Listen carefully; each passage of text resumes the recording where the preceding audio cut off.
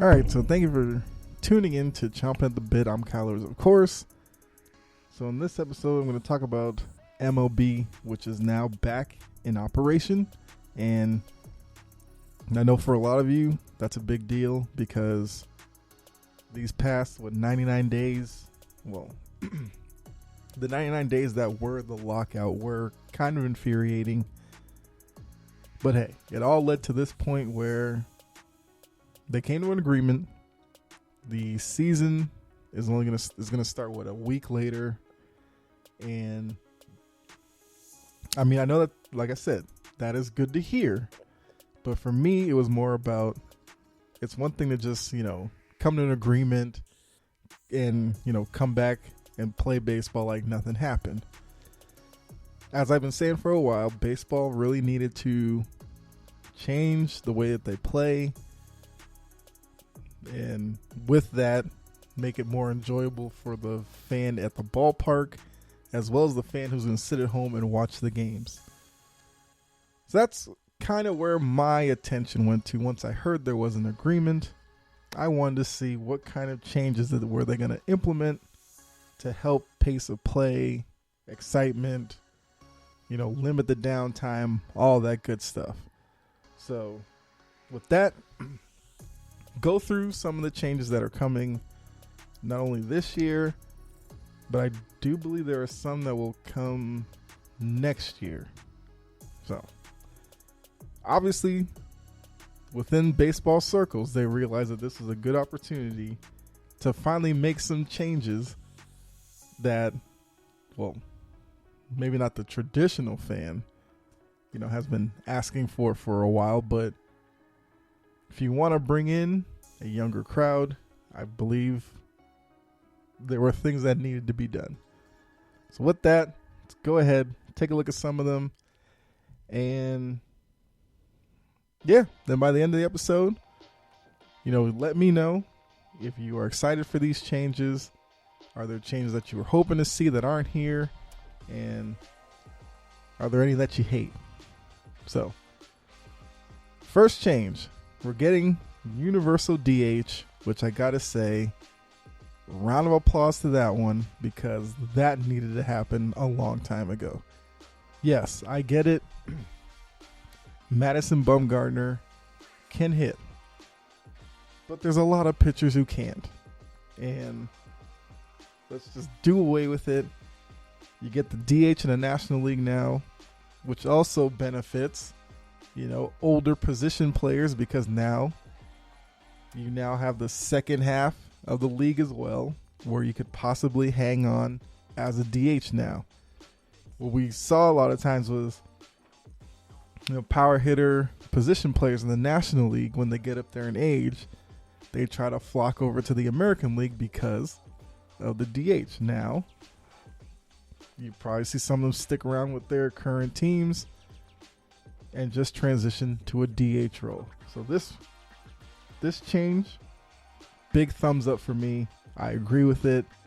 And I doubt baseball would ever go back on it. Now, some traditionalists, like I said, may not like it, but it's something that needs to be done. So that one, big thumbs up. Okay, extra innings. Now, I believe the past couple of years, because of the whole COVID situation, and you had a bunch of games being postponed, which led to a bunch of doubleheaders, they instituted the rule where on a day that your team's playing a doubleheader, you would play 2 7-inning games. I think it was something that wasn't well received, but also that could be because it wasn't around long enough for people to get used to it. So it's not happening anymore because they decided that it's going to return to 9-inning doubleheader games, which in the past would have been brutal depending on the matchups, because let's say it was like Red Sox Yankees doubleheader, you could expect to be sitting there for like 2 4-hour games. So I mean, if you really love baseball, it's great, but casual fan, passing fan, whatever, that seems like a lot. So we'll see what doubleheaders look like, because with them, pushing back opening day a week, they're still playing 162 games. I'm assuming that means that teams are going to have to play like mandatory doubleheaders to kind of make up the week. So probably by the end of the year, we'll see how big of a deal 9-inning doubleheaders are again. But for this, I'm okay with it. I would probably say not really thumbs up, but it's not thumbs down. Put them in the middle. So, okay. They expanded the playoffs. Now we know during the process there was, I think the owners wanted 14 teams. The players wanted to stay at 10, but were willing to go to 12. Ultimately, got 12. And what that means is you now get 3 division winners, 3 wild card teams in each league, which for that part, fine, because what these leagues are doing is you add a team in to create more buzz from more cities longer into the year. So that part, thumbs up. Fine. Now, if it gets to the point where the 6th seed in each league is like some 70-win team, then we'll have a problem. But I feel like with most years, your 6th best team was probably going to be around like 84 wins, maybe. I'm okay with that. Even if they were like 81-81 as a 6th seed, I can live with that. As long as they're 500 or better, fine. And if this is what finally gets the Angels into the playoffs, because we all know that everybody wants to see Mike Trout and Shohei Ohtani in the playoffs, I guarantee this will be even a bigger win for Major League Baseball. Or the Blue Jays, Vlad Guerrero, Bo Bichette. Just saying. I think this one's a good one. The second part to the playoff rule is now,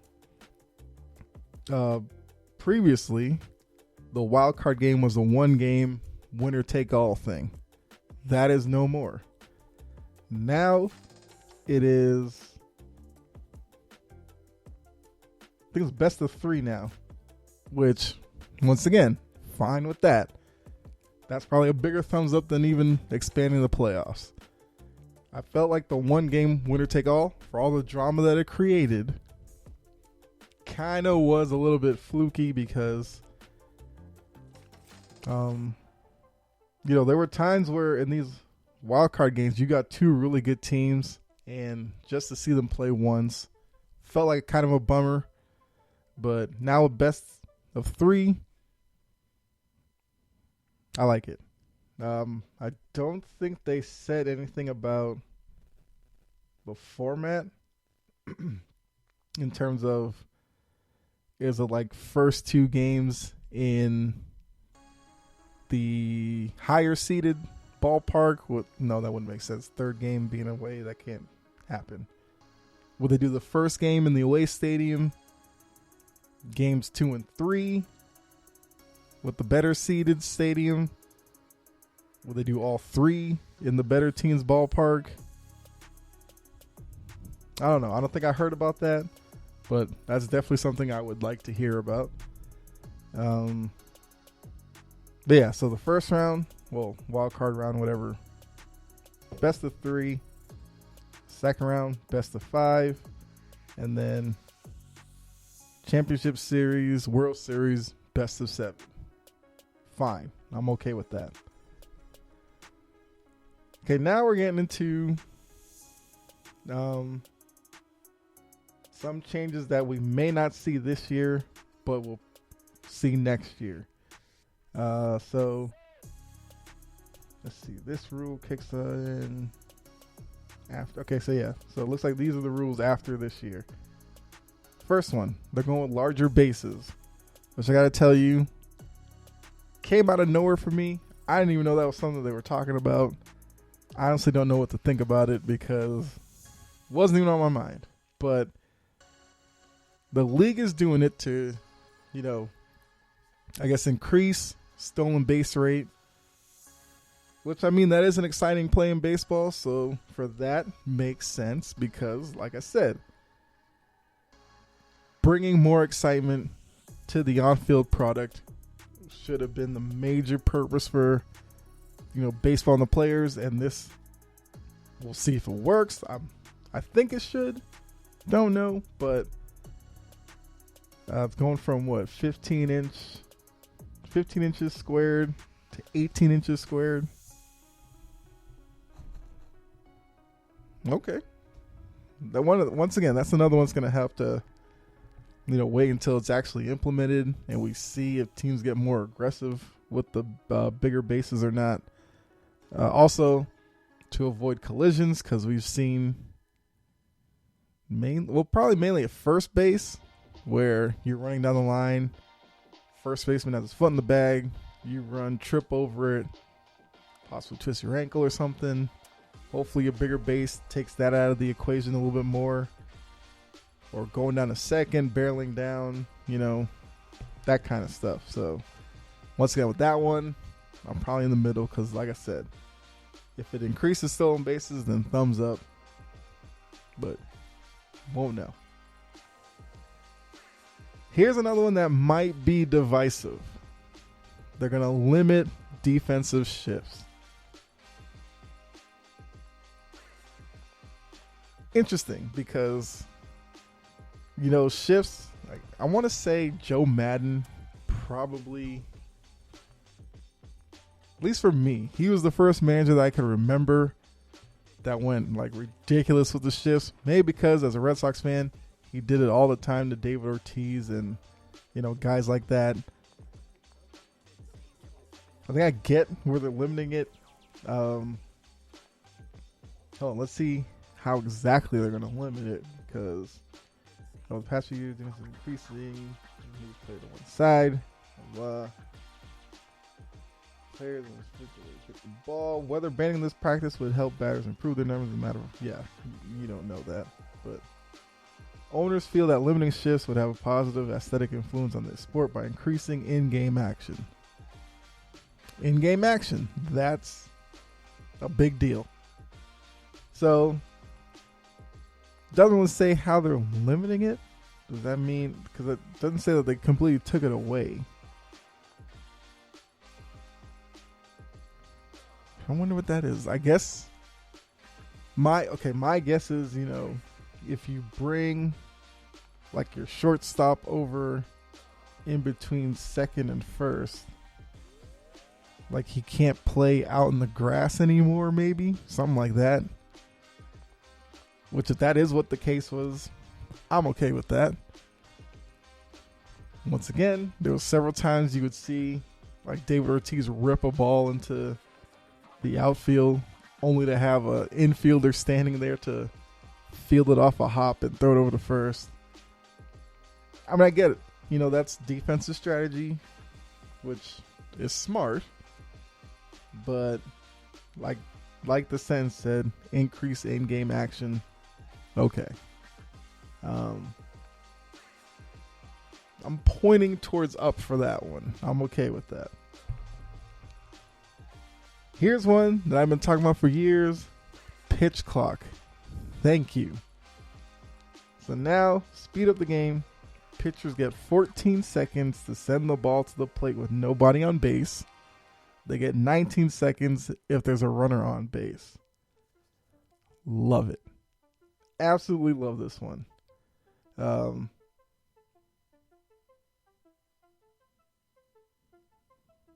So because there are pitchers out there, David Price comes to mind.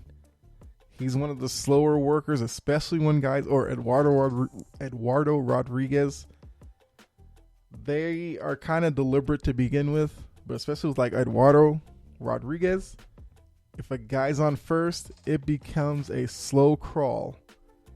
And that was probably the biggest thing that baseball needed to do.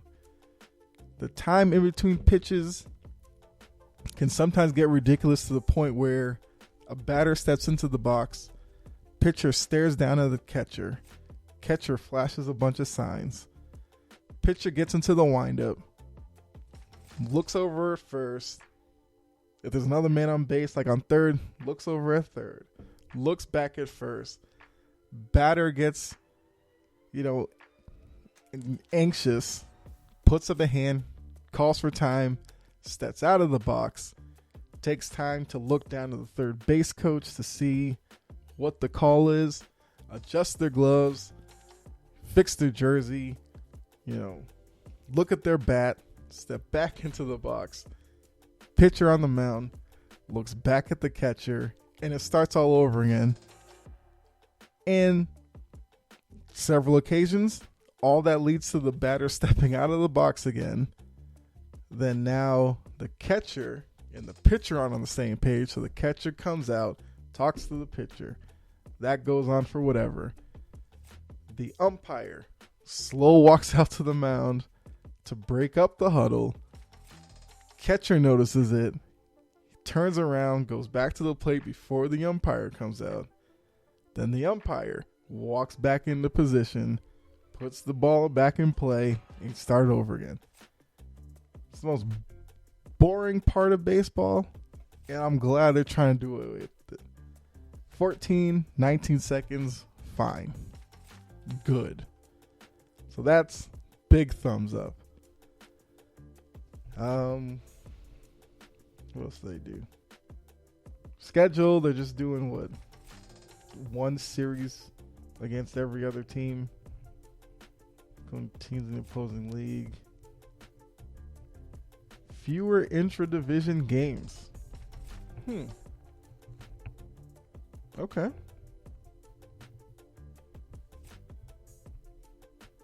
How much are they playing now? As it stands now, teams play 19 games against teams in their division. Yeah, that's kind of a lot. Yeah, I'm okay with that. Once again, looking at this as a Red Sox fan, I don't need to see Baltimore 19 times a year. It's kind of disrespectful, but nothing against Baltimore, because I'm sure they'll probably get to the point where they're a winning team eventually, but the way that they are right now, I don't need 19 games of it. Sorry. 19 games against the Yankees, fine because of the rivalry. Against Toronto, okay, get to see Vlad Jr. and all that. Against the Rays, okay, but if it was less than 19, sure. I'm sure they'll still play. I don't know what the math works out to, but I'm sure they'll still play more than 10 games against each other. So you'll still see enough of them. Fine. That, sure. Roster sizes. Okay, so this one was a big deal, I think, for the players because players can only be optioned to the minors 5 times a year. Organizations were real smart with that, where they would option guys several times to limit their play time in the majors, which then extended their contract out an extra year because they wouldn't get the full year of service. So this limits that to where it's only 5 times. Fine. This is after that, they'd have to clear waivers before they get sent down again. So if it's a high profile prospect, you're not going to do that because good chance they wouldn't pass through waivers. So with this, it's basically once you get called up, you're pretty much there. Now if you struggle, sure, they'll send you down to work things out, come back up, but not the whole up, down, all the time. Fine. I'm okay with that. And also with that, roster size goes from 26 to 28. Okay. Okay.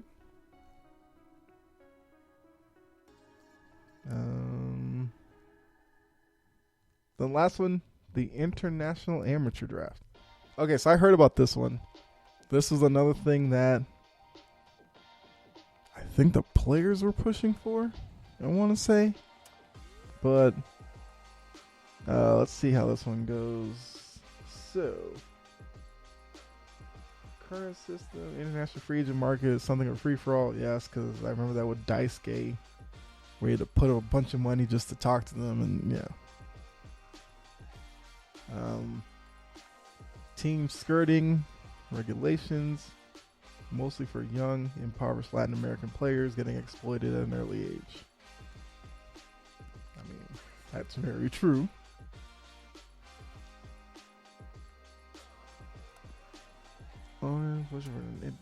Okay, so it says the owners are pushing for the draft.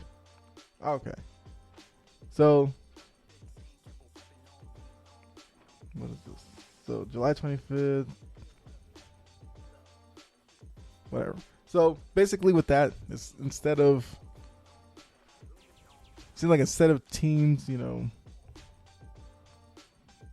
basically putting highest bid for players, which mainly was the big market teams that were getting the best international players. Hold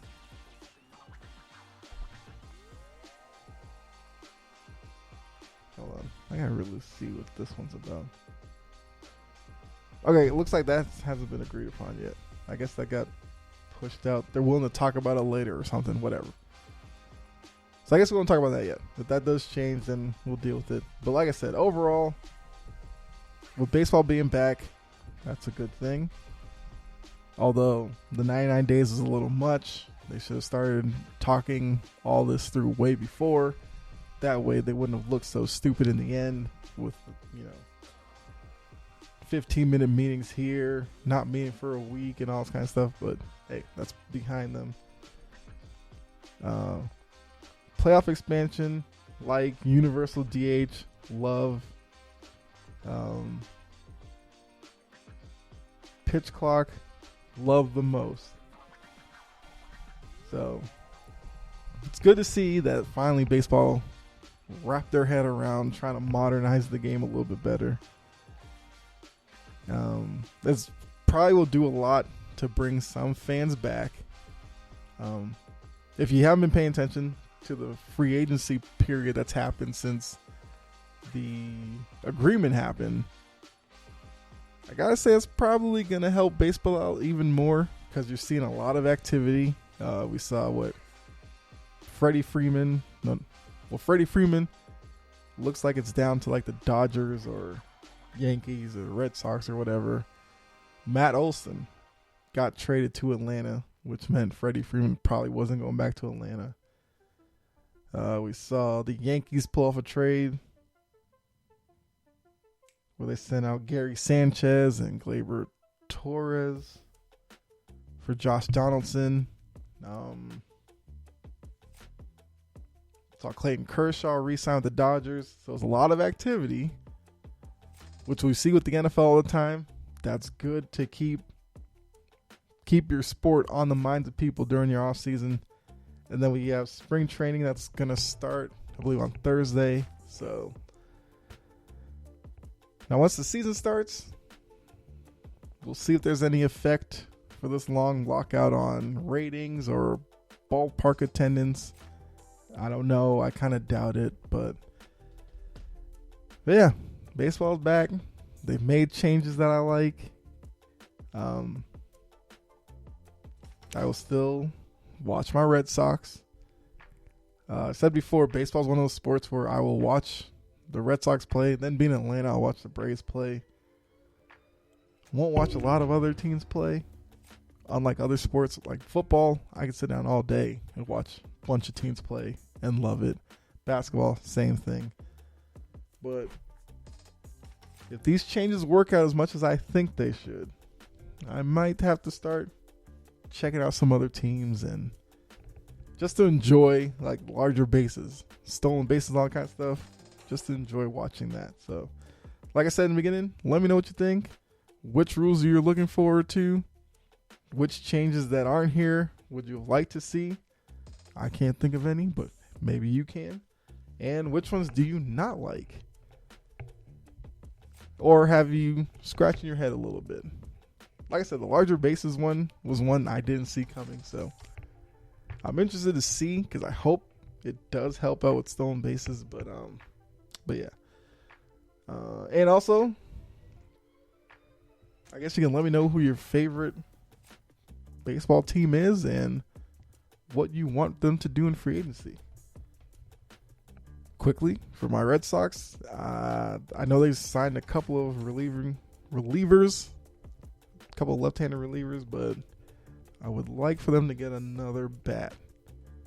Since it looks like Schwarber's gone, they said that they're in on Freddie Freeman. I don't see that happening, but if it does, okay, I would be happy with just that. But maybe a starting pitcher, back of the rotation. I could live with that. And probably, I said a hitter, I'd say a lefty bat. If they get that done, I'd be happy. But like I said, let me know what you want your team to do. As I always say, be safe out there. God bless. And I'll catch you next episode. All right, I'm out. Have a good one.